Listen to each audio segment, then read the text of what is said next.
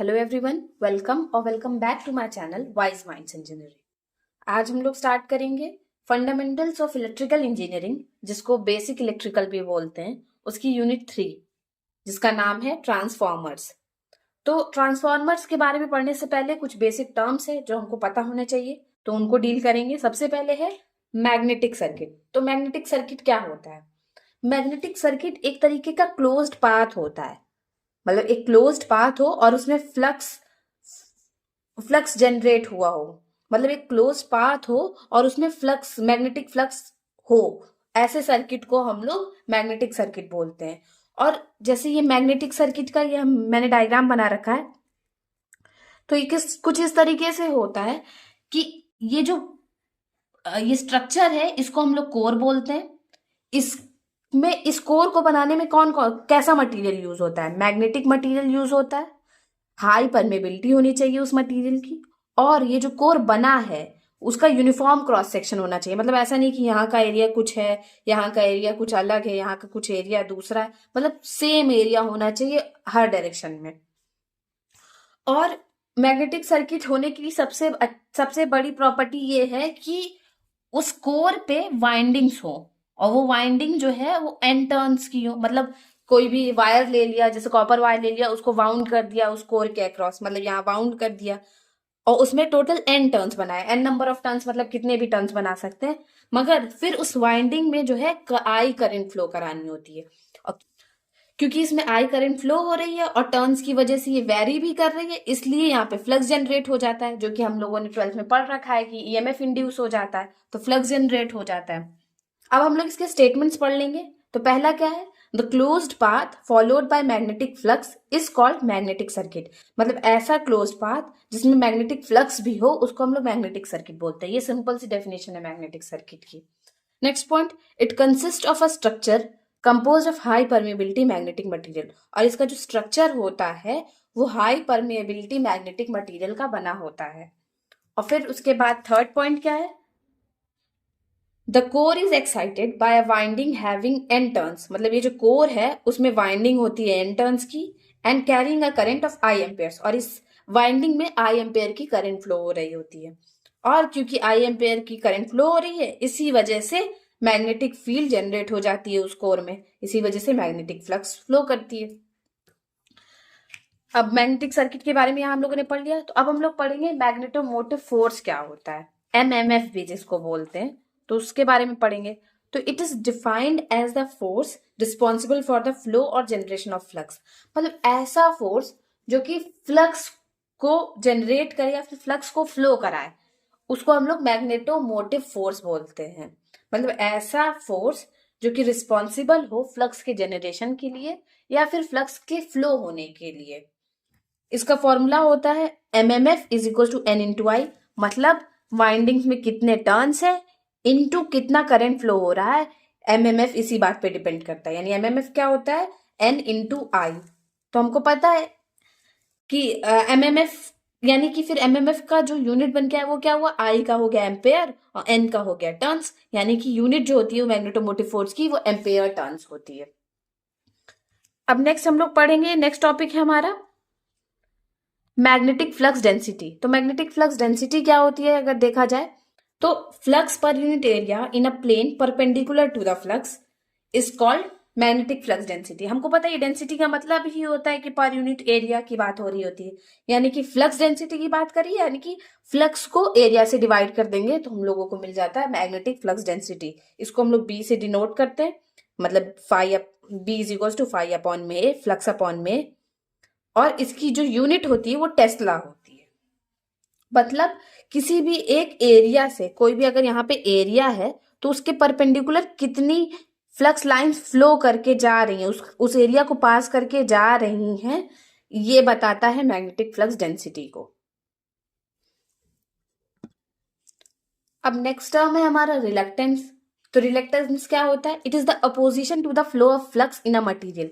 मतलब जिस तरीके से किसी भी सर्किट में करंट को रेजिस्टेंस अपोज करता है, जैसे रेजिस्टेंस क्या करता है? करंट को अपोज करता है, उसी तरीके से जो फ्लक्स को अपोज करता है उसको हम लोग रिलक्टेंस बोलते हैं। मतलब जैसे करंट को जो अपोज करता है उसको रेजिस्टेंस बोलते हैं, उसी तरीके से फ्लक्स को जो अपोज करता है उसको रिलक्टेंस बोलता है। तो हम लोग को पता है कि आर की वैल्यू क्या थी, रेजिस्टेंस की वैल्यू क्या थी, रो एल बाय में ए होता है। तो क्योंकि आर मतलब रेजिस्टेंस और रिलक्टेंस जो है वो सिमिलर है, इसीलिए इसका फॉर्मूला कुछ इस तरीके से होता है, के एल बाय में ए, और रिलक्टेंस को हम लोग एस से डिनोट करते हैं। तो के एल बाय में एल क्या है, लेंथ ऑफ मैग्नेटिक सर्किट, मतलब पूरे मैग्नेटिक सर्किट का क्या लेंथ होगा। ए क्या है, क्रॉस सेक्शन एरिया।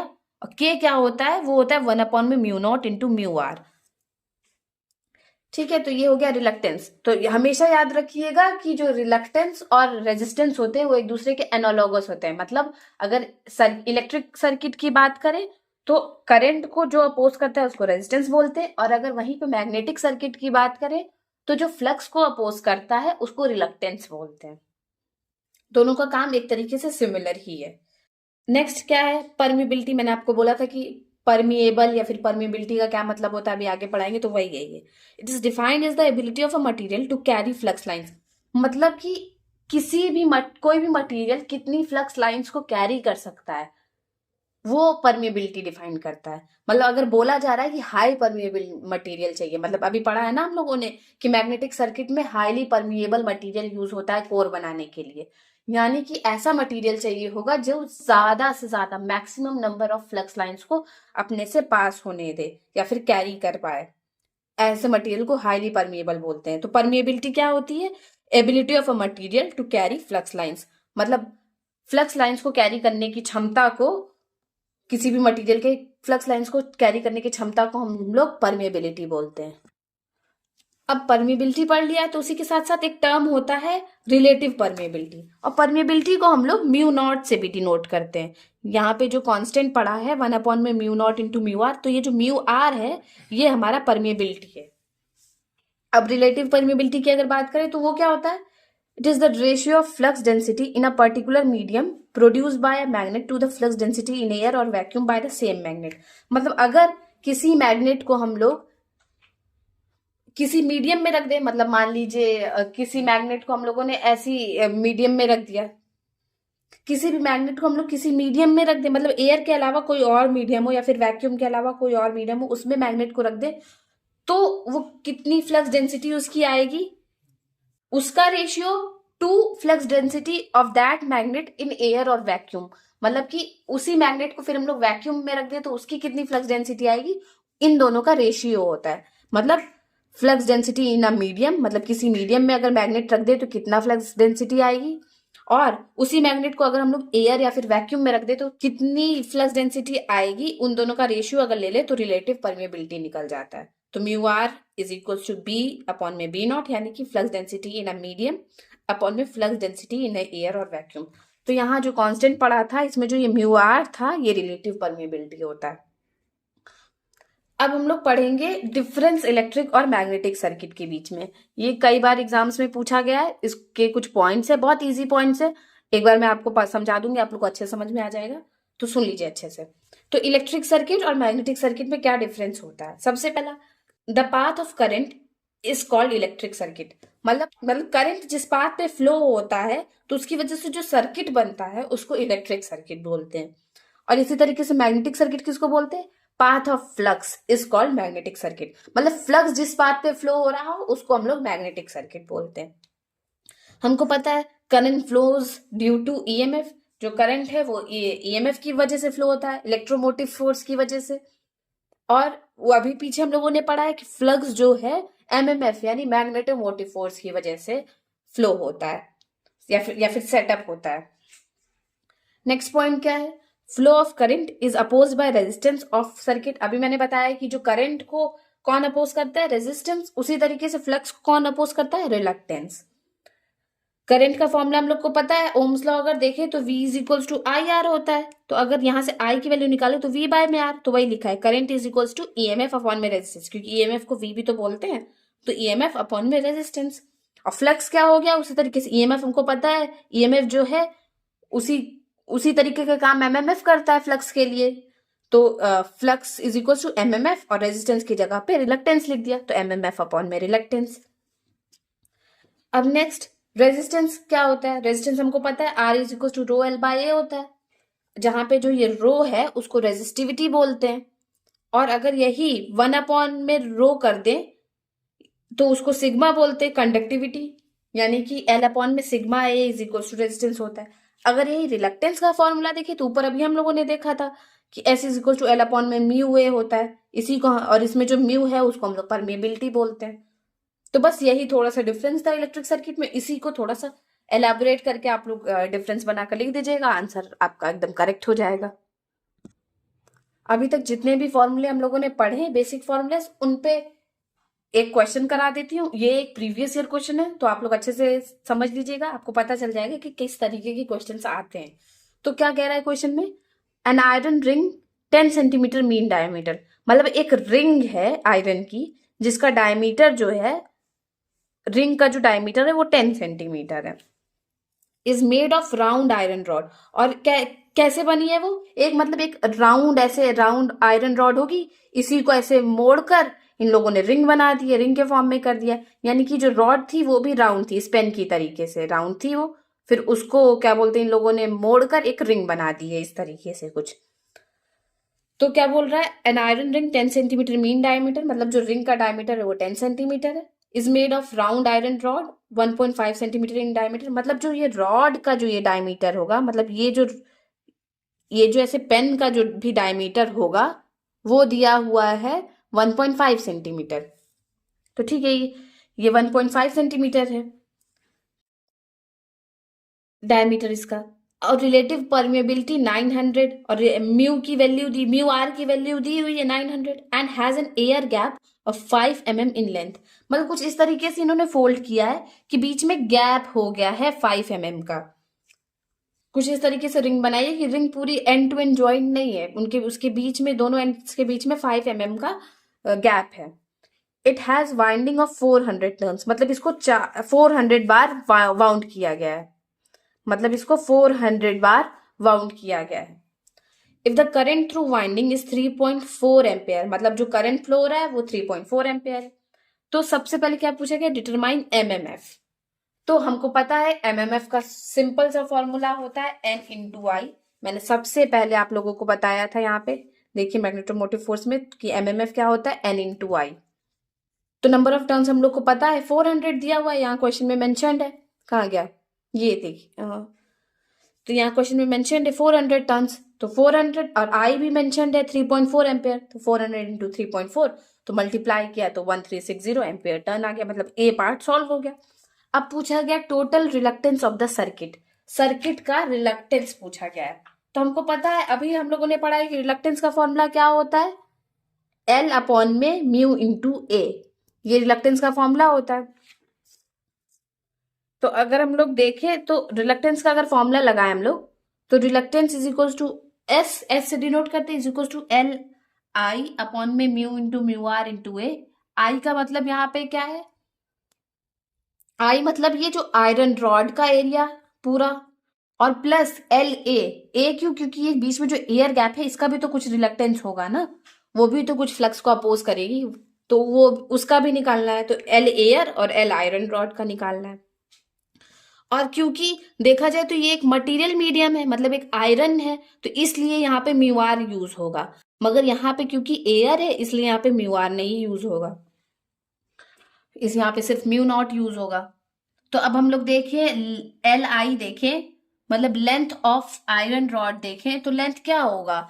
ये इसका पूरा पेरीमीटर, तो पेरीमीटर कितना है? 2πr होना चाहिए पूरा, मगर इसमें 5 mm तो गैप है ना, इसलिए 5 mm यानी 5 इंटू 10⁻³ मीटर माइनस कर दिया, तो वही क्या है? 2πr माइनस का 0.005 अपॉन में म्यू नॉट की वैल्यू होती है 4π इंटू 10⁻⁷, और म्यू आर की वैल्यू क्वेश्चन में मेंशन्ड है, ये देखिए परमेबिलिटी की वैल्यू मेंशन्ड है 900, तो वही यहाँ पे पुट कर दी हमने, तो म्यू आर की वैल्यू भी रख दी 900 इंटू एरिया, ये एरिया होता है, तो एरिया क्या होगा? πr² रख दिया। अब उसी तरीके से अगर एयर की लेंथ की बात करें तो एयर तो बस इतने में ही है, तो 5 mm यानी 5 इंटू 10⁻³ यानी कि 0.005 अपॉन में म्यू नॉट की वैल्यू है 4π इंटू 10⁻⁷, और यहाँ पे म्यू आर तो यूज नहीं होगा क्योंकि यहाँ पे एयर है, मटेरियल मीडियम है नहीं, इसलिए म्यू आर हटा दिया, और इसका भी जो अगर यहाँ देखें तो इसका भी क्रॉस सेक्शनल एरिया जो है वो पाई आर स्क्वायर ही निकलेगा। तो अब हम लोगों ने यहाँ पे सब कुछ रखा, यहाँ पे सब कुछ कैलकुलेट किया, तो हमारा फाइनली आंसर आ गया S is equal to 0.24 into 10⁶ ampere turn per weber आ गया। ये हमारा ये इसका यूनिट होता है एम्पेयर टन पर वेबर, याद रखिएगा। अब नेक्स्ट पॉइंट पूछा था फ्लक्स इन अ रिंग, कि फ्लक्स कितनी फ्लो हो रही है रिंग में, ये भी निकालना था। तो अगर फ्लक्स देखें तो फ्लक्स का फॉर्मूला क्या होता है, एमएमएफ अपॉन में रिलक्टेंस, अभी मैंने पीछे बताया था। तो एमएमएफ अभी हम लोगों ने निकाला है 1360, और रिलक्टेंस भी अभी निकाला है 0.24 इंटू 10⁶। इन दोनों को सॉल्व किया तो ये वैल्यू आ गई, ये हमारी फ्लक्स है। अब पूछ रहा है flux density in a ring. Flux density अभी मैंने बताया था कि डेंसिटी का अगर कहीं भी जिक्र होता है तो वहां पे एरिया से एक तरीके से डिवाइड किया जाता है। फ्लक्स डेंसिटी निकालनी थी तो फ्लक्स को एरिया से डिवाइड कर दिया। फ्लक्स ये था 5.67 इंटू 10⁻³ और उसी तरीके से हम लोगों ने एरिया से डिवाइड कर दिया। तो एरिया क्या था, पाई आर स्क्वायर, आर दिया ही हुआ था 0.15 अपॉन में 2, डायमीटर दिया ही हुआ था 0.15 अपॉन में 2 कर दिया तो आर आ गया, फिर इसका स्क्वायर कर दिया। तो ये सब सॉल्व करने के बाद हमारा आ गया फ्लक्स डेंसिटी रिंग में 0.32 टेस्ला। बस ऐसे ही क्वेश्चंस आते हैं आप लोगों को। कई बार आप लोगों ने सेशनल्स में बहुत ज्यादा टफ क्वेश्चंस देखे होंगे। ऐसा हर कॉलेज के प्रोफेसर्स या फिर लेक्चरर्स करते हैं बच्चों को डराने के लिए कि उनको पढ़ना चाहिए, मगर आप डरिए नहीं, खौफ में मत रहिए कि बहुत कठिन क्वेश्चंस आते हैं बेसिक इलेक्ट्रिकल या फिर फंडामेंटल ऑफ इलेक्ट्रिकल इंजीनियरिंग में। परेशान होने की कोई जरूरत नहीं है। आप एक बार सारा वीडियो देख लीजिए, इसमें जितने भी न्यूमेरिकल्स मैंने कराए सब प्रैक्टिस कर लीजिए, ऐसे ही न्यूमेरिकल्स आपको मिलेंगे। मगर न्यूमेरिकल प्रैक्टिस जरूर करिएगा क्योंकि न्यूमेरिकल आते हैं फंडामेंटल ऑफ इलेक्ट्रिकल इंजीनियरिंग में। दो बहुत सिंपल से टर्म्स हैं जो आप लोगों ने 12th क्लास में भी पढ़े होंगे, इन टर्म्स के बारे में आपने सुना होगा, तो इनको डील कर लेते हैं अब हम लोग। तो सबसे पहला टर्म है सेल्फ इंडक्टेंस। तो सेल्फ इंडक्टेंस क्या होता है, it is defined as the property of a coil due to which it opposes change of current flowing through it. मतलब एक तरीके से ये प्रॉपर्टी है किसी भी कॉइल की, अगर मतलब एक कॉइल है तो उसमें अगर कोई करंट हम लोग फ्लो कराना चाहते हैं तो इस प्रॉपर्टी की वजह से वो अपने अंदर करंट फ्लो होने वाले करंट को अपोज करती है। इसी को हम लोग सेल्फ इंडक्टेंस बोलते हैं। सेल्फ इसलिए क्योंकि वो अपने ही अंदर, मतलब जो कॉइल है वो अपने ही अंदर जो करंट है उसको ही अपोज कर रही है। तो इसीलिए यहाँ पे हम लोग लिखते हैं, इसका एक फॉर्मूला होता है E is equal to LdI/dt। मतलब E यहाँ पे EMF है, तो यानी अगर L की वैल्यू देखे तो E अपॉन में DI/dt। सेल्फ इंडक्टेंस को अगर हम लोग बहुत सिंपल वर्ड्स में समझना चाहे तो वो ये भी होता है कि अगर मान लीजिए एक कॉइल है, उसमें हम लोगों ने वेरिएबल करंट को फ्लो कराया है, तो क्योंकि करंट वेरिएबल है और इस कॉइल में फ्लो हो रही है, तो हमको पता है कि अगर वेरिएबल करंट फ्लो होती है किसी भी कॉइल से तो ईएमएफ इंड्यूस होता है। तो यानी कि अगर किसी करंट में करंट फ्लो हो रही है उसकी वजह से उसी कॉइल में, सेम कॉइल में ईएमएफ इंड्यूस हो, तो इसको सेल्फ इंडक्टेंस बोलते हैं। ये भी एक बहुत बेसिक सी डेफिनेशन है, ये आप लोगों ने 12th में पढ़ी होगी, तो आपको जो भी डेफिनेशन याद हो जाए वो आप याद कर लीजिएगा। अब इसी तरीके से हम लोग म्यूचुअल इंडक्टेंस देखेंगे। तो म्यूचुअल इंडक्टेंस होता क्या है, जैसे सेल्फ इंडक्टेंस की अगर बात करें तो सेम कॉइल में करंट फ्लो होता है और सेम कॉइल में ही ईएमएफ इंड्यूस होता है, तो इसीलिए सेल्फ इंडक्टेंस बोलते हैं। मगर तो क्या होता है mutual inductance? Mutual inductance between two coils is defined as the property of the coil due to which it opposes the change of current in other coil. मतलब इसमें क्या होता है कि जो दूसरी वाली कॉइल है वो कुछ इस तरीके से रिएक्ट करेगी कि जो पहली वाली कॉइल में करंट फ्लो हो रहा है उसको अपोज करने की कोशिश करेगी।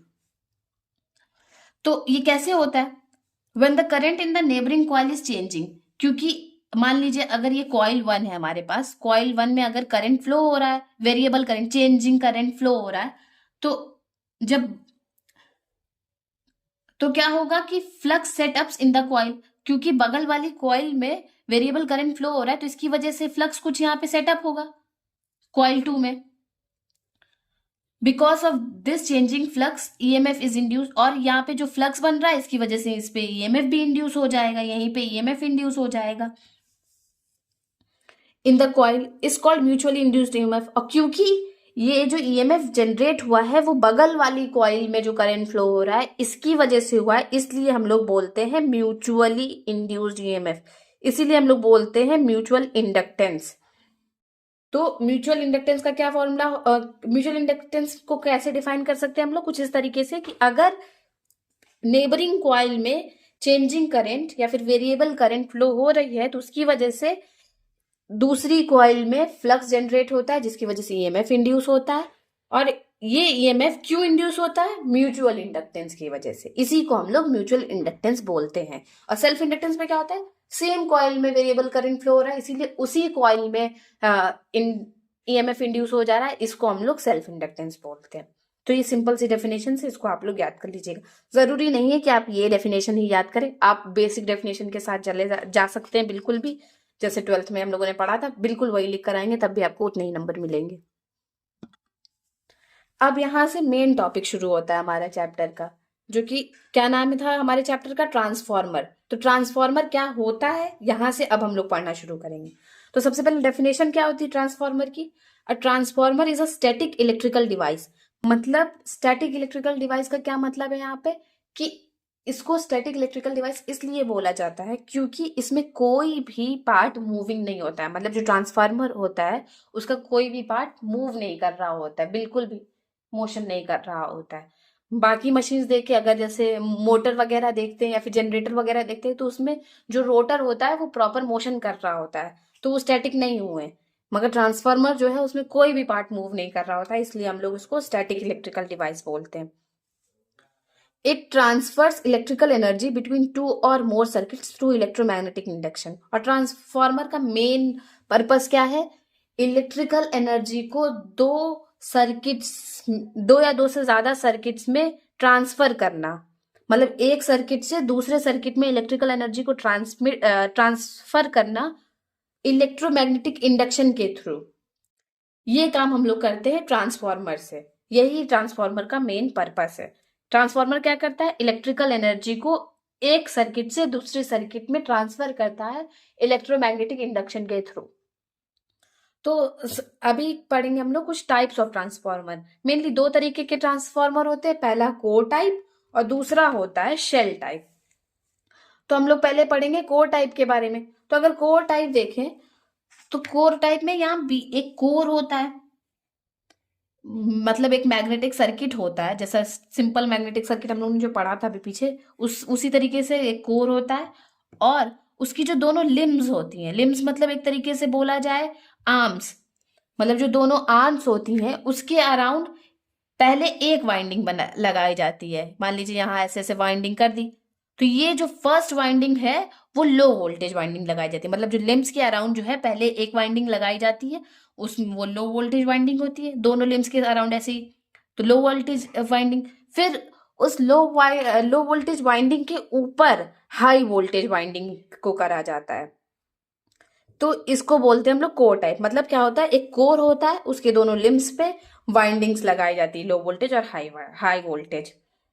शेल टाइप ट्रांसफार्मर में क्या होता है, एक तरीके से शेल के फॉर्म में होता है। मतलब जो वाइंडिंग्स होती है वो एक शेल के अंदर क्लोज होती हैं। इसमें क्या होता है, ये जो होते हैं ये सेंट्रल लिम्स होते हैं, ये जो दोनों हैं ये सेंट्रल लिम्स है।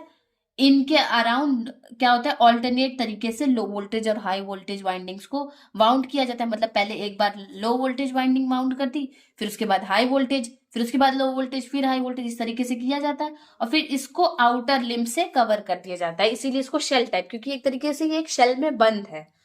ठीक है, तो यहाँ हमारा टाइप्स ऑफ ट्रांसफॉर्मर हो गया। ये मेनली आता नहीं है, मगर हो सकता है कि 2 मार्क्स में आपसे पूछा जाए, या फिर ट्रांसफॉर्मर को अगर कभी डिफाइन करने के लिए 10 मार्क्स में आता है तो पहले आप लोग ट्रांसफॉर्मर की डेफिनेशन लिख दीजिएगा, फिर उसके बाद टाइप्स ऑफ ट्रांसफॉर्मर में ये लिख सकते हैं। तो ऐसे आपका आंसर में कंटेंट बढ़ेगा। कई बार पूछा जाता है कि आइडियल ट्रांसफॉर्मर क्या होता है और प्रैक्टिकल ट्रांसफॉर्मर क्या होता है। मतलब आइडियल और प्रैक्टिकल ट्रांसफॉर्मर में डिफरेंस पूछा जाता है मेनली। तो अगर आइडियल ट्रांसफॉर्मर देखे तो उसमें 100% एफिशिएंसी होती है। मतलब जितना भी इनपुट दो वो सब आउटपुट में मिले, किसी भी तरीके का कोई लॉस नहीं हो, तो उसको हम लोग बोलते हैं आइडियल ट्रांसफॉर्मर, मतलब 100% एफिशिएंसी।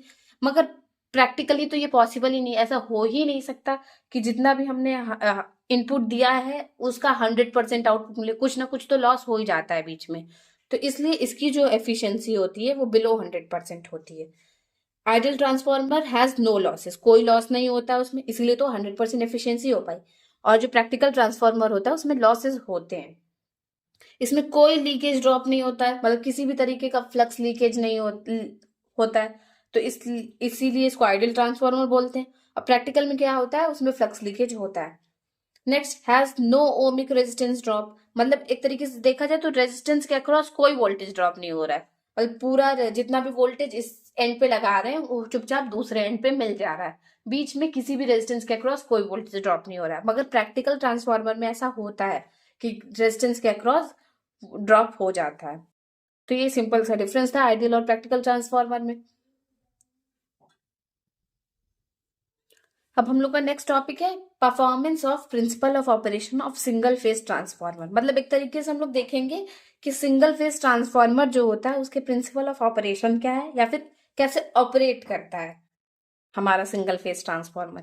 अभी तक हमारे सिलेबस में, मतलब फर्स्ट ईयर के सिलेबस में सिंगल फेज ट्रांसफार्मर होता है, मगर जो इलेक्ट्रिकल वाले हैं वो आगे जाके 3 फेज ट्रांसफार्मर और भी बहुत अलग अलग तरीके के ऑटो ट्रांसफार्मर वगैरह देखेंगे।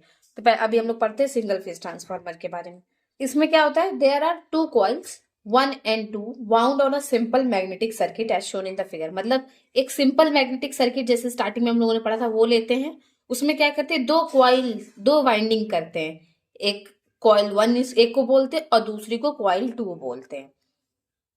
Coil 1 and 2 have N1 and N2 number of turns, और कॉइल 1 में जो है वो N1 नंबर ऑफ टर्न्स होती हैं और कॉइल 2 में जो है वो N2 नंबर ऑफ टर्न्स होती हैं।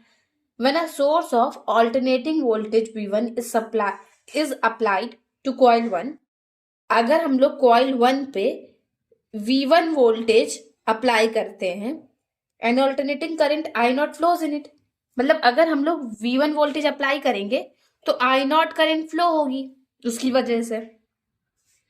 This alternating current produce an alternating flux phi m, और ये भी जो भी आई नॉट करंट फ्लो हुई है उसकी वजह से यहाँ पे फ्लक्स इंड्यूस होगा, फ्लक्स जनरेट होगा, तो वो इस मैग्नेटिक सर्किट में फ्लो होगा। तो वही पॉइंट्स पढ़ रहे हैं हम लोग। This alternating current produces N alternating flux phi m in the magnetic circuit, मतलब phi m magnetic flux produce होता है। This alternating flux phi m, ये जो phi m है ये इस पूरे कोर में ऐसे सर्कुलर डायरेक्शन में फ्लो होता है। This phi m flux links the turns N1 of the coil 1, ये जो है जाके coil 1, अगर देखें तो ये coil 1 से पास हो रहा है, coil 1 से पास हो रहा है ना, तो यहाँ पे ये जो टर्न्स है उनसे इंटरैक्ट करेगा, और क्योंकि ये कॉइल्स के थ्रू फ्लक्स पास हो रहा है इसकी वजह से कुछ ईएमएफ इंड्यूस होगा, उसको हम लोग E1 से डिनोट कर देंगे यहाँ पे।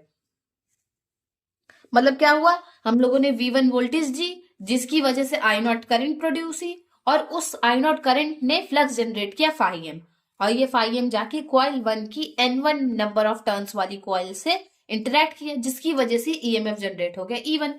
तो वही पढ़ रहे हैं हम लोग, this alternating flux phi m links the turns N1 of the coil 1 and induces in them an alternating voltage E1 by self induction। और क्योंकि यहीं पे वोल्टेज दिया था, इसी कॉइल में हम लोगों ने वोल्टेज दिया था, इसी कॉइल में करंट फ्लो हो रही थी, और फिर फाइनली इसी में ईएमएफ जनरेट हुई है, तो इसको हम लोग, तो इसलिए हम लोग कहेंगे कि ये सेल्फ इंडक्टेंस की वजह से हुआ है। अब नेक्स्ट क्या, जितना भी फ्लक्स है, मतलब all the flux produce by coil 1 also links N2, जिस तरीके से N1 से लिंक हुआ अगर देखा जाए तो ये जो फ्लक्स phi m है वो N2 से भी तो पास हो रहा है, यहाँ N2 से भी पास हो रहा है।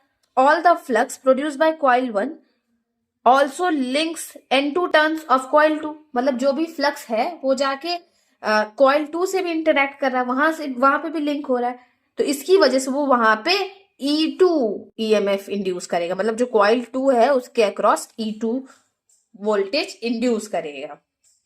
यानी कि होता क्या है, हम लोग V1 वोल्टेज देते हैं जिसकी वजह से I0 करंट फ्लो होता है, इस I0 करंट की वजह से phi m फ्लक्स जनरेट होता है जो कि हमारे कोर में फ्लो करता है, और क्योंकि जो ये फाइम है वो कॉइल 1 के N1 टर्न्स से पास होता है, तो इसकी वजह से ईएमएफ जनरेट होता है E1, जो कि हुआ सेल्फ इंडक्टेंस की वजह से। और यही जो फ्लक्स फाइम है वो सेकेंडरी वाइंडिंग यानी कि कॉइल 2 से भी जाके इंटरेक्ट कर रहा है, तो वहां पे E2 वोल्टेज जनरेट होता है, जो कि होता है म्यूचुअल इंडक्टेंस की वजह से। यानी कि अगर देखा जाए तो जो हमारा ट्रांसफॉर्मर है वो मेनली बेस्ड कौन से प्रिंसिपल पे बेस्ड है? इलेक्ट्रोमैग्नेटिक इंडक्शन प्रिंसिपल पे बेस्ड काम करता है। किस पे काम करता है? Electromagnetic induction principal. ये याद रखिएगा कि अगर 2 मार्क्स में पूछता है कि किस प्रिंसिपल पे काम करता है हमारा ट्रांसफॉर्मर, तो ये प्रिंसिपल है इलेक्ट्रोमैग्नेटिक इंडक्शन। फिर उसके बाद क्या होता है? This coil 2 is connected to a load, then an alternating current will flow through it and energy will be delivered to the load। और अगर देखा जाए, हम लोग अपने डायग्राम में देखें, तो ये जो कॉइल 2 है यानी जो सेकेंडरी वाइंडिंग है वो जाके उसके टर्मिनल्स कहाँ कनेक्ट होते हैं? लोड से। मतलब जो भी हम लोग को लोड लगाना है, अपने घर के जितने भी लोड है हमारे घर के, मतलब ट्रांसफार्मर से ही तो हमको मिलता है ना पूरा सप्लाई। तो जो भी हमारा लोड है वो हम लोग सेकेंडरी वाइंडिंग के टर्मिनल से लेते हैं। तो वहां अगर कॉइल 2 के टर्मिनल्स में हम लोग लोड लगा देते हैं, तो यानी कि जो कॉइल 2 है वहां से ऑल्टरनेटिंग करंट फ्लो करता है लोड में, क्योंकि लोड कनेक्ट होता है कॉइल 2 से। यानी कि कॉइल 2 से लोड में करंट फ्लो होती है, जिसकी वजह से लोड को एनर्जी डिलीवर हो जाती है। तो यही इस पॉइंट में लिखा हुआ है। Thus, electrical energy is transferred from coil 1 to coil 2 by a common magnetic circuit। और फिर अगर यहां से देखें तो हम लोगों ने क्या किया कि सिंपली हम लोगों ने कॉइल 1 में सप्लाई दिया, यानी कि पावर, हम इलेक्ट्रिकल एनर्जी हम लोगों ने दी कॉइल 1 में, जो कि इलेक्ट्रोमैग्नेटिक इंडक्शन प्रिंसिपल को फॉलो करते हुए कॉइल 2 में जाके इंड्यूस हो गई। यानी कि एक सर्किट से दूसरी सर्किट में हम लोगों ने एनर्जी का ट्रांसफर कर दिया। तो यही तो काम होता है ट्रांसफार्मर का। तो बस ये ट्रांसफार्मर का परफॉर्मेंस था पूरा। ये मैंने नोट डाउन किया है यहाँ पे कि transformer operates on the principle of electromagnetic induction. यानी अगर प्रिंसिपल और ऑपरेशन प्रिंसिपल पूछा जाए तो यही जितना मैंने पढ़ाया है ये पूरा आप लोग उसमें लिख देंगे तो आपको फुल मार्क्स मिलेंगे। अब हम लोग देखें working of single phase transformer at no load. मतलब नो लोड पे, यानी कि अगर जो हमारा सेकेंडरी टर्मिनल है उसमें कोई लोड ना लगाए हम लोग, यानी उसको ओपन सर्किट करते, तो क्या उसमें किस तरीके से उसकी वर्किंग होगी, क्या उस टाइम होगा ट्रांसफार्मर में, ये पढ़ेंगे हम लोग। तो when the transformer is kept on no load, मतलब ट्रांसफार्मर को नो लोड पे रखा गया, that is when the secondary is kept open, यानी कि जो सेकेंडरी कॉइल थी उसको हम लोगों ने ओपन रखा है। Then secondary current I2 is 0। क्योंकि अगर देखें हम लोग कि अगर हम लोगों ने सेकेंडरी को यहाँ पे ओपन कर दिया, यहाँ पे कोई लोड नहीं है, तो ये यानी कि ये ओपन है पूरी तरीके से, ये दोनों कनेक्टेड ही नहीं है, यानी कि सर्किट ही कंप्लीट नहीं है, यानी कि I2 करंट क्या हो गया? 0 हो गया। तो वही लिखा है पहले पॉइंट में कि when the transformer is kept on no load, that is when the secondary is kept open, then secondary current I2 is 0। यानी कि जब भी ट्रांसफॉर्मर नो लोड पे होता है तो सेकेंडरी करंट I2 जो है वो 0 होती है। When the supply V1 is given to the primary winding, no load current I0 flows through the primary winding। तो क्या कर रहे हैं इसमें भी हम लोग वही सिंपल कर रहे हैं कि प्राइमरी पे हम लोग V1 वोल्टेज दे रहे हैं, जिसकी वजह से I0 करंट प्रोड्यूस हो रही है, जिसकी वजह से I0 करंट प्रोड्यूस हो रही है। अगर देखें हम लोग डायग्राम में अपने तो वही लिखा है when the supply voltage V1 is given to the primary winding, no load current I0 flows through the primary winding. This no load current I0 has 2 component. अगर हम लोग देखें तो हमारा सेकेंडरी जो है वो ओपन है, और यानी कि जो नो लोड करंट, यानी कि जो ये नो लोड करंट है I0 करंट है, इसके क्या काम होंगे? तो इसके सिर्फ और सिर्फ 2 काम है। पहला, मैग्नेटाइजिंग कंपोनेंट की तरह काम करना, magnetizing component I mu to magnetize the core. मतलब पहला काम है ये जो कोर है उसको मैग्नेटाइज करना, मतलब इसमें फ्लक्स जनरेट कराना, पहला काम। यानी जो I0 फ्लो हो रही है उसका कुछ करंट जो है वो फ्लक्स जनरेट कराने में हेल्प करेगा। इस कंपोनेंट को हम लोग मैग्नेटाइजिंग कंपोनेंट बोलते हैं। मतलब I0 करंट का वो कंपोनेंट जो फ्लक्स जनरेट करने का काम करता है उसको हम लोग I म्यू या फिर magnetizing component of no load current भी बोलते हैं। और जो दूसरा काम क्या होगा इसका, loss component IW to feed hysteresis and eddy current losses. दूसरा काम क्या होता है इसका कि जो भी अब लॉस हो रहा है, क्योंकि एक यही है जो करंट फ्लो हो रही है, तो जो भी लॉस हो रहे हैं वो इसी करंट की वजह से होनी, यानी जो दूसरा कंपोनेंट है, यानी जो दूसरा पार्ट होगा नो लोड करंट का, वो लॉसेस को क्रिएट करेगा। कौन से loss? Iron loss. Iron loss mainly दो तरीके के होते हैं, हिस्टेरेसिस और एडी करंट लॉस। इसको अभी हम लोग आगे डिटेल में पढ़ेंगे। तो आप लोग अच्छे से याद रखिएगा कि जो नो लोड करंट होते हैं उसके दो कंपोनेंट होता है। पहला मैग्नेटाइजिंग कंपोनेंट IMU, जो कि कोर को मैग्नेटाइज करने का या फिर फ्लक्स को जनरेट करने का काम करता है, और दूसरा लॉस कंपोनेंट यानी कि आयरन लॉस के लिए रिस्पॉन्सिबल होता है दूसरा component. When this magnetizing current IMU flows through the primary, number of turns N1, it gives magnetomotive force MMF1 is equal to N1 IMU। यानी कि जब ये IMU मान लेते हैं, IMU करंट जो है वो कॉइल N1 में अगर फ्लो होगी तो क्या MMF प्रोड्यूस करेगी? N1 into IMU। सिंपल, क्योंकि MMF का क्या फॉर्मूला होता है? N into I। यानी कि जब IMU करंट फ्लो होगी कॉइल 1 से तो N1 into IMU MMF generate होगा।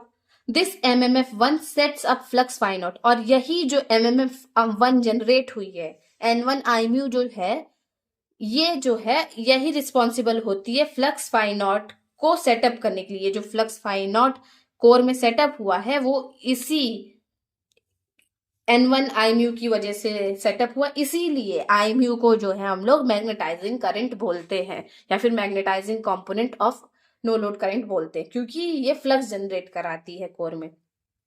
The flux phi naught when cuts the primary winding gives primary self induced EMF E1। क्योंकि ये जो फ्लक्स है वो कॉइल 1 यानी N1 टर्न्स वाले कॉइल से भी पास हो रही है, तो इसकी वजह से यहाँ पे इवन वोल्टेज EMF जनरेट होगा। क्योंकि इसी कॉइल में हम लोगों ने करंट दिया था, इसलिए ये सेल्फ इंडक्टेंस की वजह से जनरेट हुई है।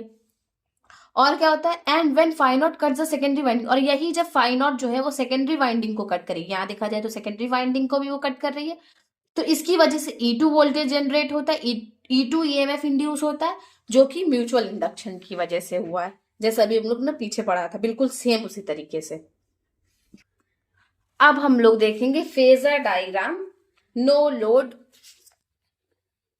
ट्रांसफॉर्मर का, मतलब अगर ट्रांसफॉर्मर नो लोड पे है तो उसका फेजर डायग्राम कैसा बनेगा ये पढ़ेंगे।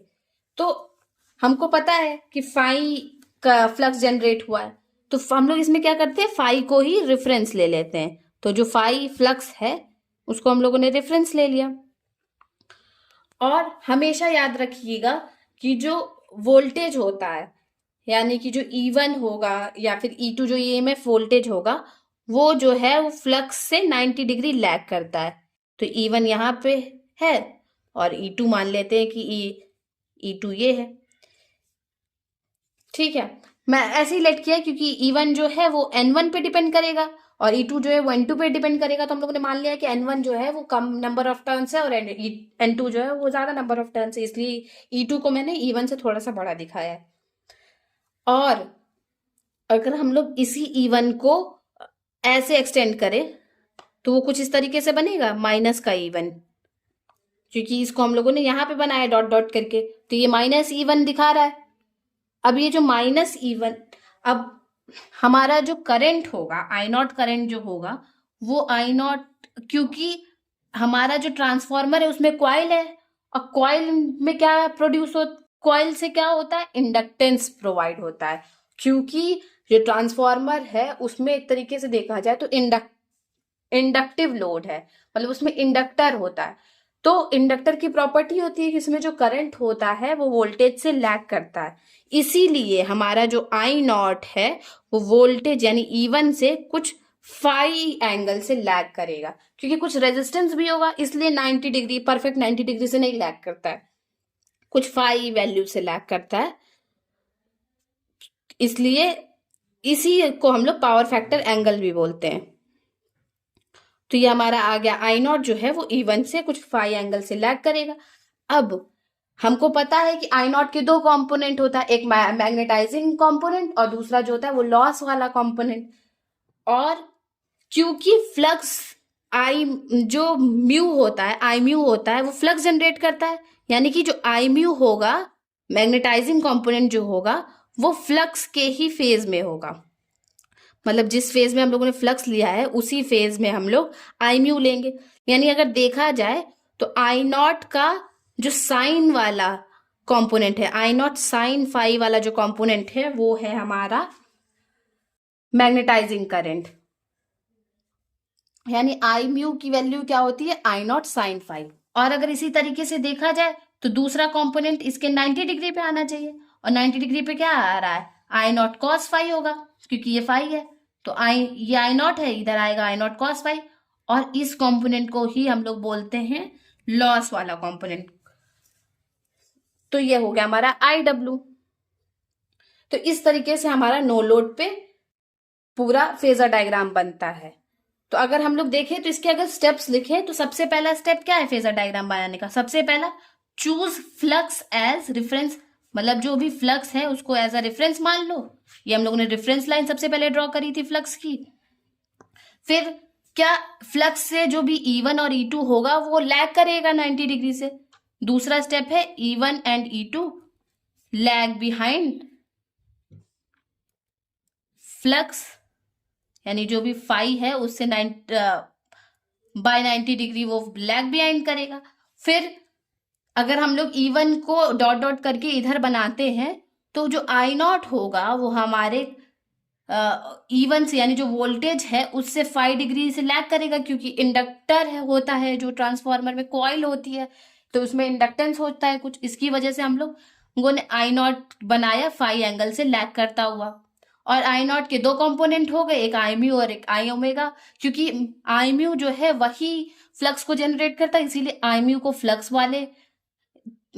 वाले डायरेक्शन में लिख दिया। यानी कि आई म्यू जो है वो आई नॉट, यहाँ पे लिख दीजिएगा कि जो आई म्यू है वो आई नॉट साइन फाई होता है, और जो आई डब्ल्यू है लॉस वाला कंपोनेंट, उसको हम लोग आई नॉट कॉस फाई बोलते हैं। यानी कि कभी कभी इस फॉर्मूले पे बेस्ड न्यूमेरिकल भी आ जाता है। अभी हम लोग आगे देखेंगे कि कैसे न्यूमेरिकल आता है। तो ये हो गया हमारा फेजर डायग्राम ट्रांसफार्मर का। तो अभी तक जितना हम लोगों ने ट्रांसफार्मर के फेजर डायग्राम वगैरह पढ़ा है उसके बेसिस पे ट्रांसफार्मर पे हम लोग कुछ क्वेश्चन लगा लेते हैं। तो क्वेश्चन है a transformer on no load, यानी नो लोड की बात की है। अभी जो केस हम लोगों ने इससे पहले पढ़ा उसी केस की बात हो रही है। Has a core loss of 50 what, मतलब कोर लॉस दिया हुआ है 50 वॉट का, ठीक है। Draws a current of 2 ampere, और करंट जो ड्रॉ कर रहा है वो 2 एम्पेयर, यानी कि आई नॉट, क्योंकि नो लोड की बात हो रही है ना, यानी आई नॉट की वैल्यू है 2 ampere. Has an induced EMF of 230 volt, और जो वोल्टेज है इंड्यूस्ड ईएमएफ E1 जो है वो 230 वोल्ट है। E1 को ही हम लोग V1 भी बोलते हैं।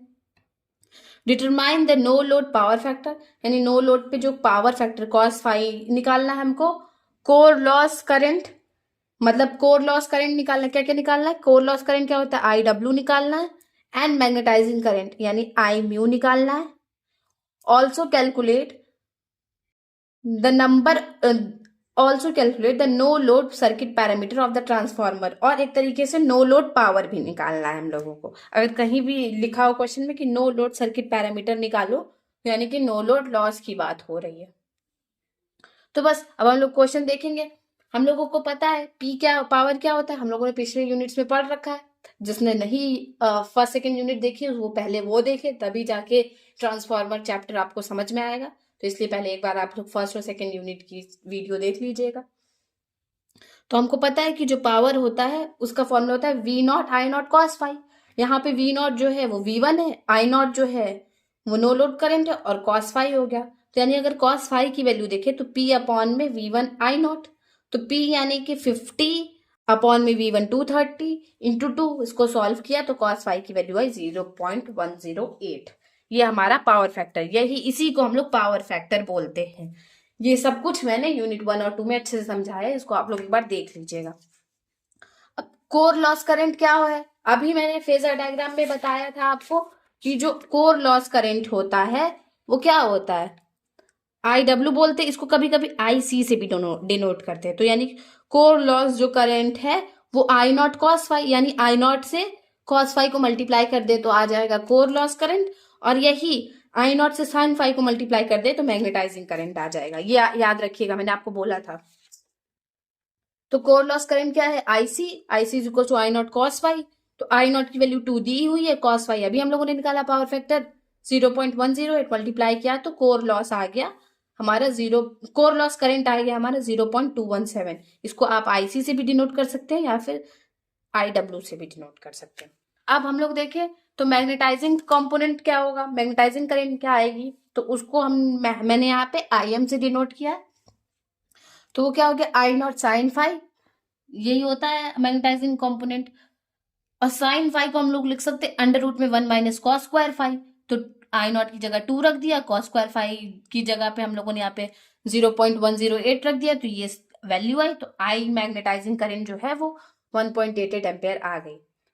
और क्योंकि साथ साथ हम लोगों को नो लोड सर्किट पैरामीटर निकालना था, यानी नो लोड पावर इनपुट निकालना था, तो हमको पता है पावर का फॉर्मूला होता है V1 आई नॉट कॉस फाई। तो V1 230 दिया हुआ था, आई नॉट 2 दिया हुआ था, और कॉस फाई अभी हम लोगों ने निकाला है, तो वो सब रख के हमारे ये 49.68 watt no load power input भी आ गया। तो ऐसे ही न्यूमेरिकल्स आते हैं, सिंपल सिंपल फॉर्मूला बेस्ड, बस आप लोग को ये सारे फॉर्मूले आने चाहिए। अब एक इम्पॉर्टेंट डेरिवेशन है ट्रांसफॉर्मर की, ये कई बार प्रीवियस ईयर क्वेश्चंस मैंने चेक किए हैं तो उसमें है, कई बार आ चुका है ये प्रीवियस ईयर पेपर्स में। तो क्या है ये derivation, EMF equation for a single phase transformer, मतलब एक सिंगल फेज ट्रांसफॉर्मर के लिए ईएमएफ इक्वेशन को डिराइव करने के लिए आता है।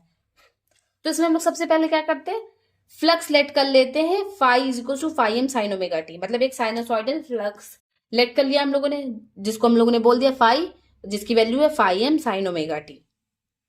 और हमको तो पता ही है कि जो ईएमएफ होता है माइनस का N D phi by D T होता है, 12th में भी हम लोगों ने पढ़ा है, और मैंने पीछे भी ये चीज डिस्कस की यूनिट 1 यूनिट 2 में। तो EMF is equal to minus का N D phi by D T, और फाई की value phi M sine omega T है, तो यहाँ पे बस पुट कर दी, तो माइनस का N D by D T of phi M sine omega T.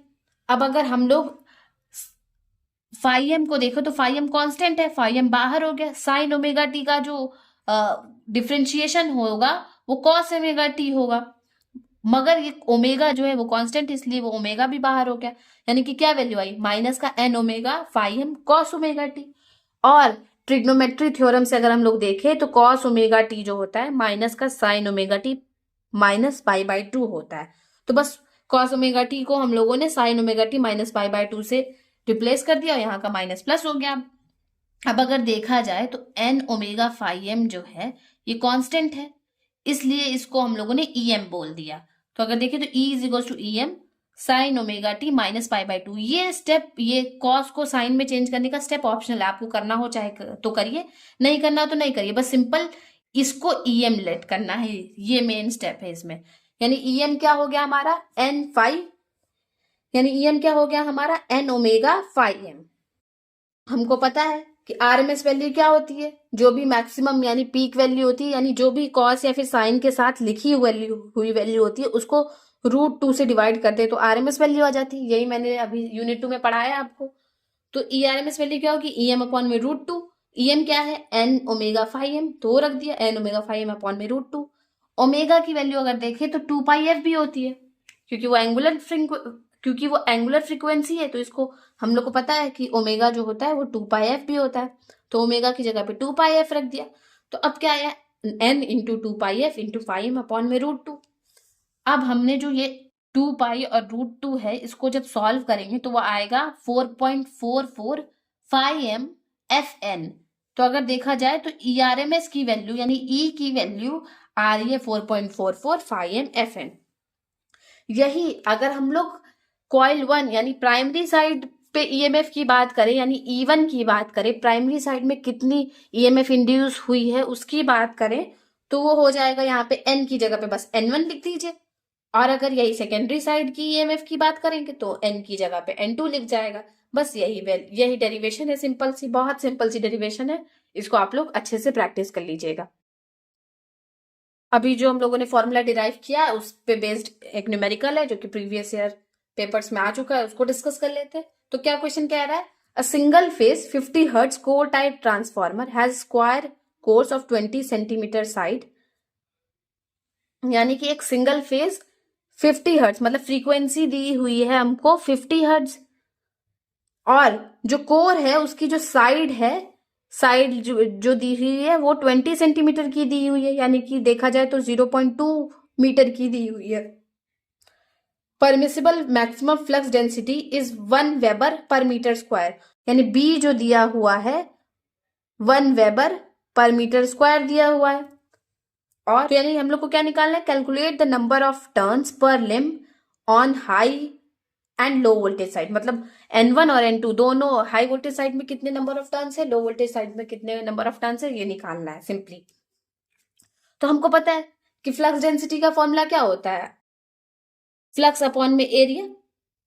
तो फ्लक्स डेंसिटी दी हुई है 1, फ्लक्स फाई अपॉन में एरिया क्या है, हमको साइड पता है 0.2 मीटर, यानी 20 सेंटीमीटर दी हुई है, तो हम लोगों ने वही रखा। एरिया क्या होता है, साइड इंटू साइड होता है, तो साइड इंटू साइड कर दिया, तो फाइव मैक्स की वैल्यू क्या आ गई, यहां से 0.04 वेबर आ गई, तो ये हमारी फाइव मैक्स आ गई।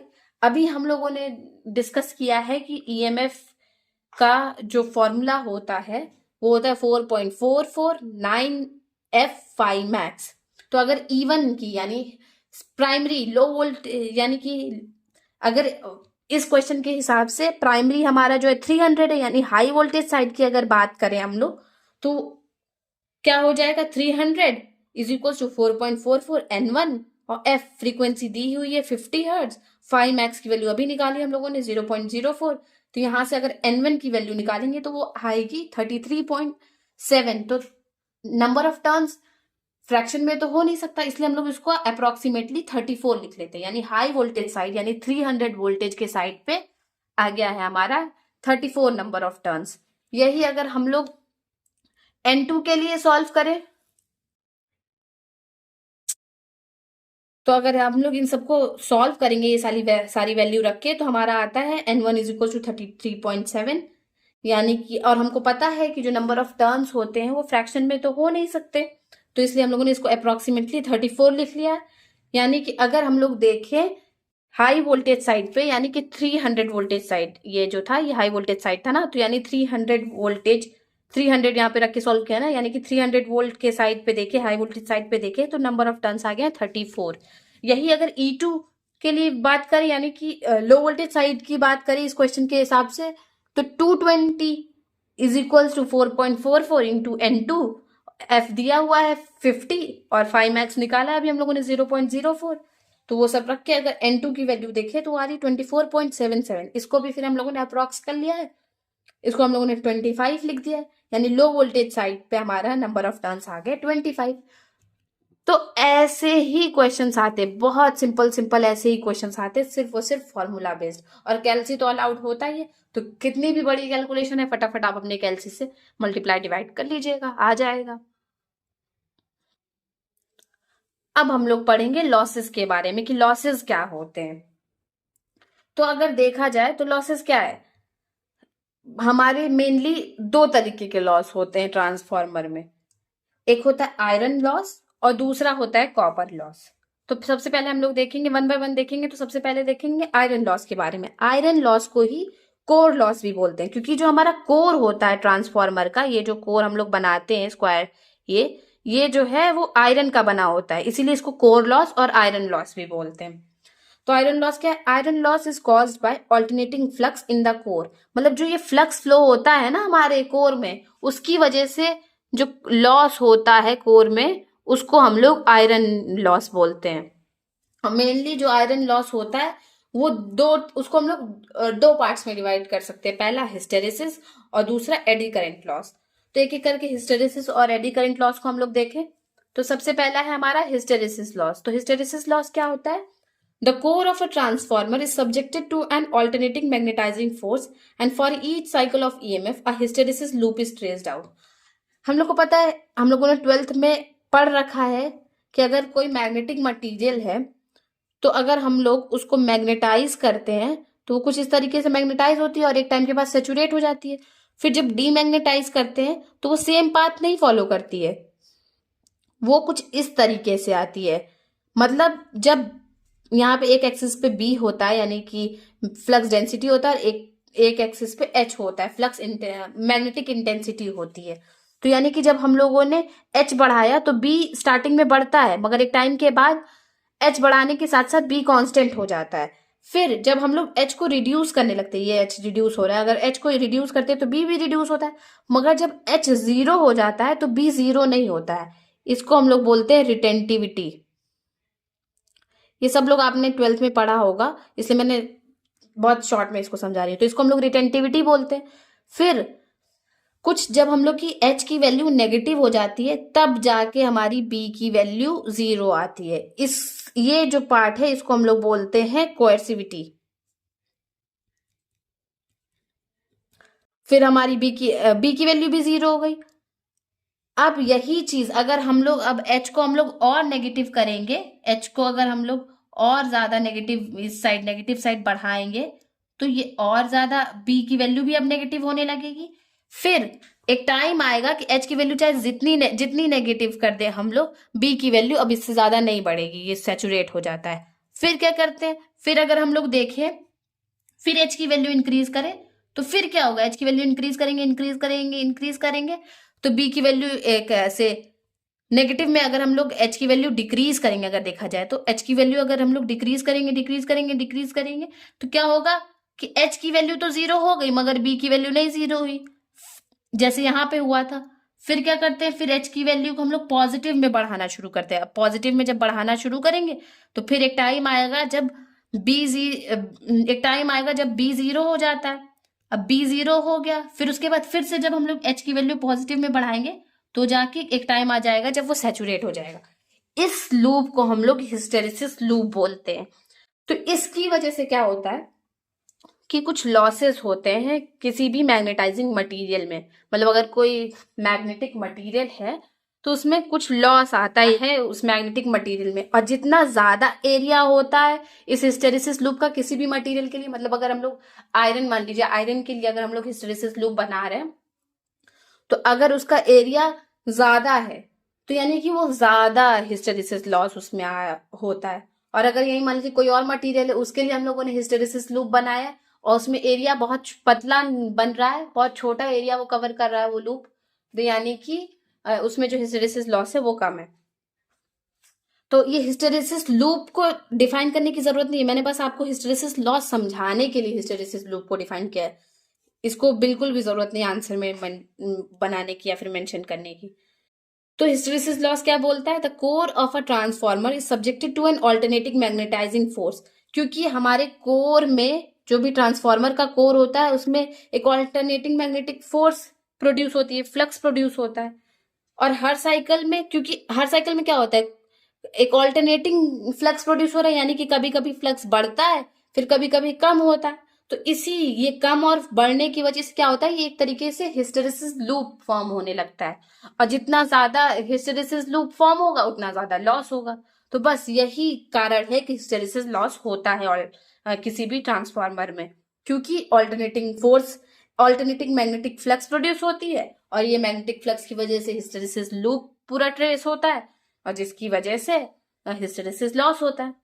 जो हमारा हिस्टेरिसिस लॉस पर सेकेंड होता है उसका फॉर्मूला कुछ इस तरीके से होता है, एन डैश बी मैक्स की power X F into V. ये याद हो पाए तो याद करिएगा, नहीं तो सिर्फ और सिर्फ इतना याद करना जरूरी है कि जो हिस्टेरिसिस लॉस होता है वो फ्लक्स के डायरेक्टली प्रोपोर्शनल होता है। बस ये अगर आप लिख देते हैं तो यहीं पे आपको पूरे मार्क्स मिलेंगे। और इसी तरीके से अगर हम लोग एडी करंट लॉस को देखें तो एडी करंट लॉस क्या होता है, सबसे पहले तो एडी करंट क्या होता है कि जो कोर होता है वो हमने देख रखा है कि जो हमारा कोर होता है वो किसी मैग्नेटिक मटेरियल का बना होता है। ये जो कोर है हमारा ये किसी मैग्नेटिक मटेरियल का बना हुआ है, यानी कि जब फ्लक्स इसमें प्रोड्यूस होता है तो इसमें भी तो कुछ करंट फ्लो होती होगी ना। ये जो कोर है हमारा इसमें भी तो कुछ करंट फ्लो हो रही होगी। तो जो करंट कोर में फ्लो हो रही होती है उसकी वजह से जो लॉस, उस करंट की वजह से जो लॉस हो रहा होता है उसको हम लोग एडी करंट लॉस बोलते हैं। और जो करंट फ्लो हो रही होती है उसको हम लोग एडी करंट बोलते हैं। तो अगर हम लोग देखें तो क्या है, eddy current loss is produced when current get induced in the iron core due to variable flux in the circuit. मतलब जब वेरिएबल फ्लक्स सर्किट में फ्लो हो रहा होता है तो उसकी वजह से जो भी करंट कोर में इंड्यूस हो जाता है तो उसकी वजह से जो लॉस होता है उसको हम लोग एडी करंट लॉस बोलते हैं। और सिंपल जो एडी करंट लॉस होता है वो इंडक्शन की वजह से होता है। अगर देखा जाए तो the current which flows in the iron core due to induction is called eddy current. और जो करंट होता है कोर में जो फ्लो होता है इंडक्शन की वजह से उसको हम लोग एडी करंट बोलते हैं। और इसमें भी इतना बड़ा एडी करंट का फॉर्मूला याद करने की जरूरत नहीं, बस सिंपली याद करिए कि जो पीई होता है फ्रीक्वेंसी की स्क्वायर के, जैसे हिस्टेरिसिस लॉस में जो है वो सिर्फ और सिर्फ फ्रीक्वेंसी के डायरेक्टली प्रोपोर्शनल है, उसी तरीके से जो एडी करंट लॉस है वो फ्रीक्वेंसी के स्क्वायर के प्रोपोर्शनल होता है। अब पॉइंट आता है कि कैसे हम लोग आयरन लॉस को मिनिमाइज कर सकते हैं, मतलब कैसे हम लोग हिस्टेरिसिस और एडी करंट लॉस को मिनिमाइज कर सकते हैं इनडायरेक्टली अगर देखा जाए तो। ये क्वेश्चन है हमारे पास। तो देखा जाए तो जो हिस्टेरिसिस लॉस है उसको हम लोग कैसे मिनिमाइज कर सकते हैं, कुछ इस तरीके से मिनिमाइज कर सकते हैं कि जो ऐसा मटेरियल यूज करें जिसका जो हिस्टेरिसिस लूप हो उसका एरिया कम से कम हो। तो इसके लिए क्या कर सकते हैं हम लोग, ऐसा मटेरियल यूज करें using steel of high silicon content for the core. मतलब जो कोर है वो हम लोग ऐसी स्टील से बनाए जिसमें ज्यादा सिलिकॉन, क्योंकि उसका जो हिस्टेरिसिस लूप होता है वो बहुत ज्यादा स्टीप होता है, उसका एरिया जो होता है वो बहुत कम होता है। तो इस तरीके से हमारा हिस्टेरिसिस लॉस कम हो गया।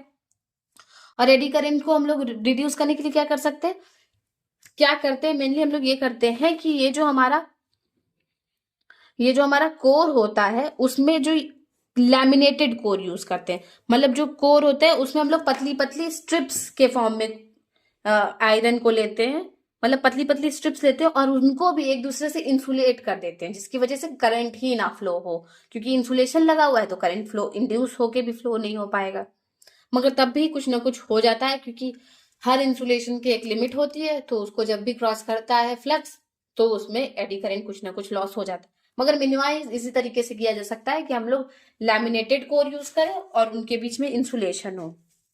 तो क्या लिखा हुआ है इसमें, by using very thin लैमिनेशंस insulated from each other either bye insulating varnish, यहाँ वार्निश लिखा हुआ है, और बाय लेयर ऑफ पेपर्स। मतलब इंसुलेशन, मतलब जो लैमिनेटेड कोर्स हैं उनके बीच में भी इंसुलेशन होना चाहिए, कि अगर एक कोर में हो गया है, एक स्ट्रिप में हो इंडक्शन हो गया है करंट का, तो बाकियों में ना हो। अगर इंसुलेशन होगा तो वो नहीं होगा। तो इस तरीके से हम लोग एडी करंट को भी रिड्यूस कर सकते हैं। यानी अगर हिस्टेरिसिस और एडी करंट रिड्यूस हो गया तो हमारा फाइनली आयरन लॉस या फिर कोर लॉस जिसको हम लोग बोलते हैं वो रिड्यूस हो गया। अब नेक्स्ट हम लोग देखेंगे कॉपर, या फिर इसको हम लोग ओमिक लॉस भी बोलते हैं, कॉपर लॉस या फिर ओमिक लॉस। तो ये क्या होता है, it occurs due to ohmic resistance of the transformer windings. पहला वाला जो आयरन लॉस था वो कोर की वजह से होता है, और ये जो कॉपर लॉस है क्योंकि जो हमारी वाइंडिंग्स है वो कॉपर की बनी होती है, तो वाइंडिंग्स की वजह से जो भी लॉस प्रोड्यूस होता है उसको हम लोग कॉपर लॉस बोलते हैं, क्योंकि वो कॉपर की बनी होती है। तो अगर हम लोग प्राइमरी वाइंडिंग की वजह से कॉपर लॉस देखें तो उसमें I1 करंट होता है, R1 रेजिस्टेंस होता है, तो प्राइमरी कॉपर लॉस क्या हो गया, I1² R1। और ये अगर सेकेंडरी वाइंडिंग में कॉपर लॉस देखे तो वो हो जाएगा I2² R2। यानी टोटल कॉपर लॉस क्या होता है, I1² R1 plus I2² R2। अब सवाल आता है कि कैसे हम लोग कॉपर लॉस को मिनिमाइज कर सकते हैं। तो हमें पता है, बहुत सिंपली पता है हम लोग को कि R जो होता है वो ρL/A होता है। यानी R जो है वो इनवर्सली प्रोपोर्शनल टू एरिया होता है। यानी अगर एरिया हम लोग उस वाइंडिंग का बढ़ा दे तो रेजिस्टेंस कम हो जाएगा, और अगर रेजिस्टेंस कम होगा तो कॉपर लॉस खुद ही कम हो जाएगा।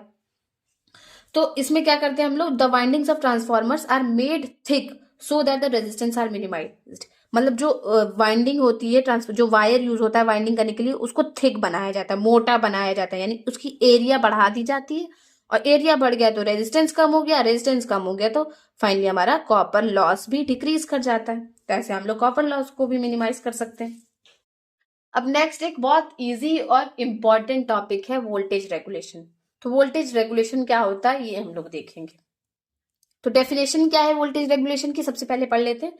The voltage regulation of a transformer is defined as the arithmetical difference in secondary terminal voltage between no load and full rated load at a given power factor with the same value of primary voltage for both rated load and no load. इसमें क्या कह रहा है, ये simple से ये कह रहा है कि जो सेकेंडरी वोल्टेज है, जो सेकेंडरी साइड होती है हमारी, उस पे नो लोड वोल्टेज कितना है, मतलब जब कोई लोड नहीं लगा रहे तब कितना वोल्टेज आ रहा है, माइनस जब फुल लोड, मतलब जितनी ट्रांसफार्मर की कैपेसिटी उतना लोड लगा दे तो उससे माइनस कर दो, अपॉन में नो लोड सेकेंडरी साइड के वोल्टेज के नो लोड वोल्टेज से डिवाइड कर दो।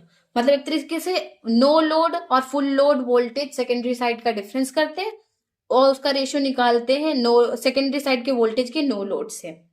ये अगर ये आता है, अगर ऐसे निकालेंगे तो ये पर यूनिट में आएगा ये वैल्यू, और अगर यही हम लोग 100 से डिवाइड कर देते तो ये परसेंटेज में आ जाता है।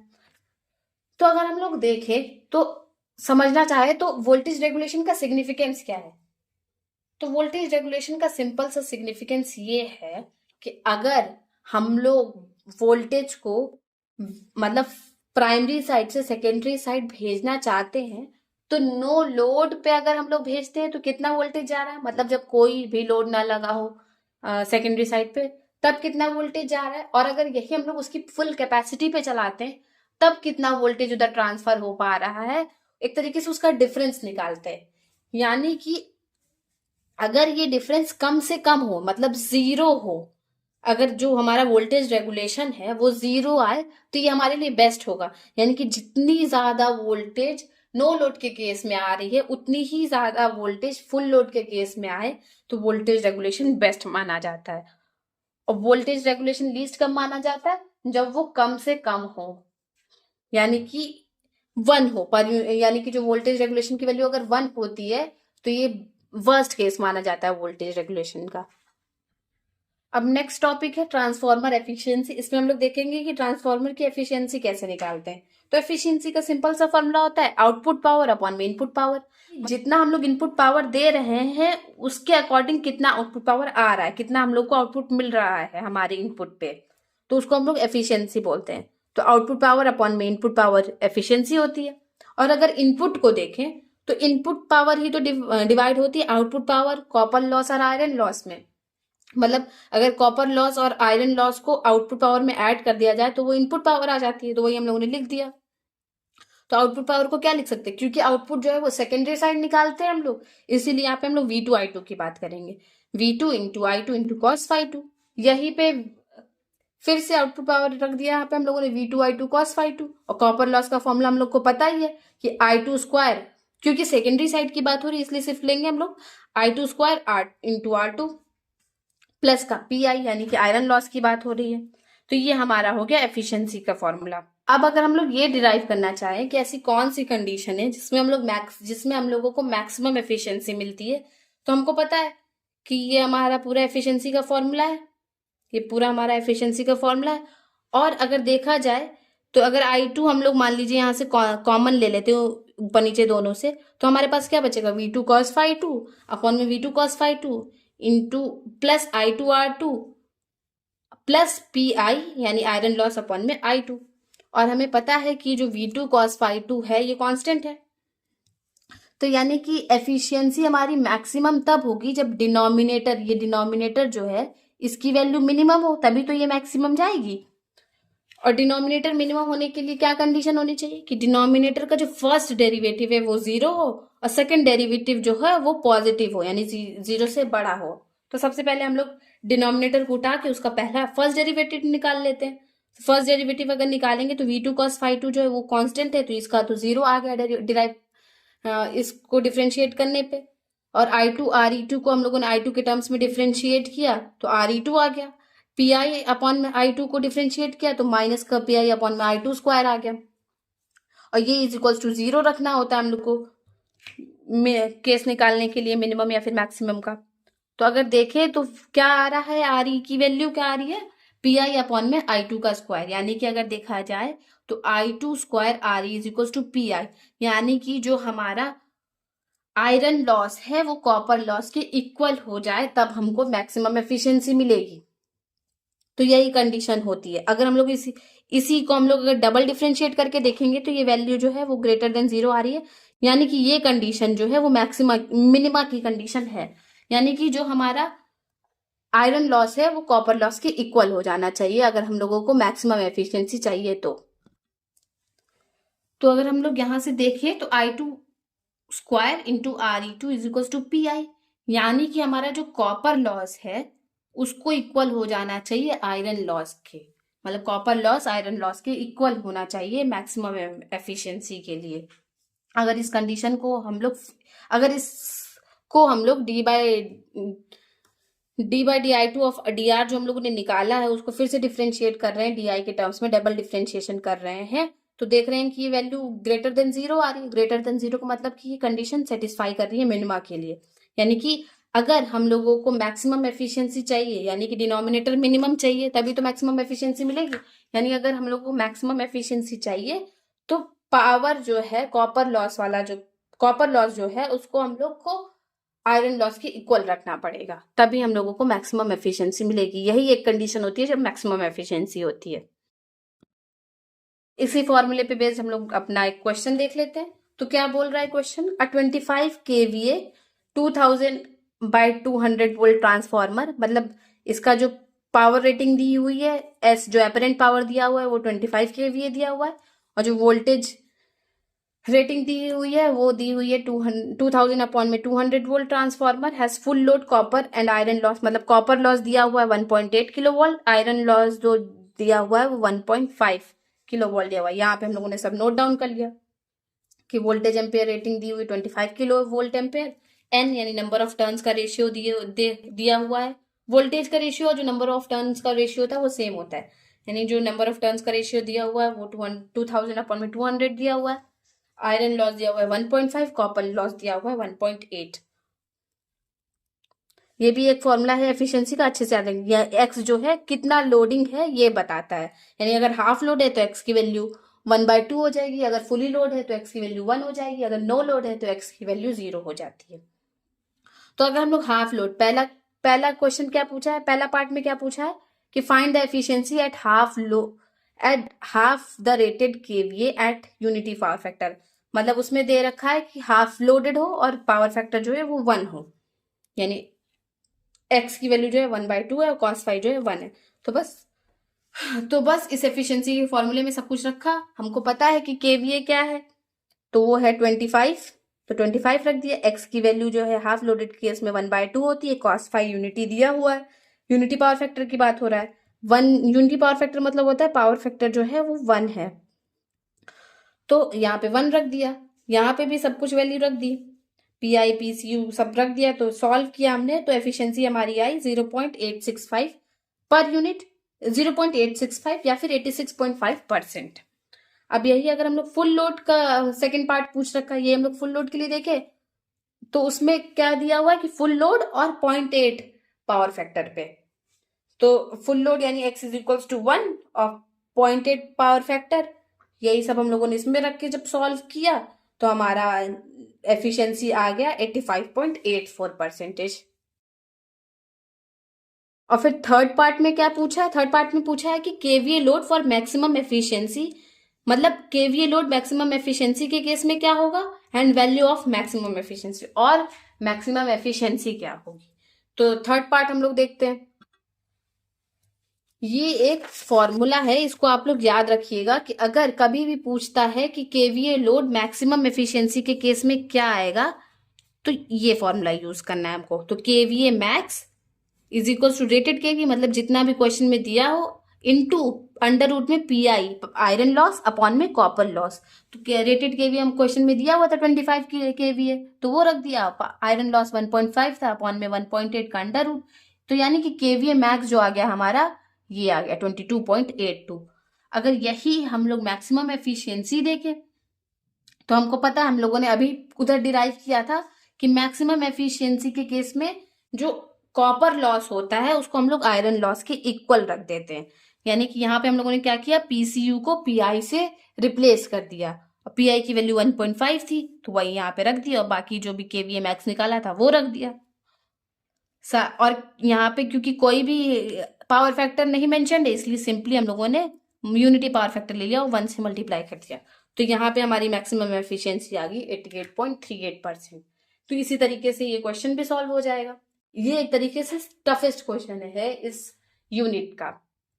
तो आई होप कि आप लोगों को सब कुछ अच्छे से समझ में आया होगा। अगर आपको कुछ समझ में नहीं आता है तो please let me know in the comment section. If you like the video, please hit the like button, share with your friends and subscribe to my channel for more such videos. Thank you so much.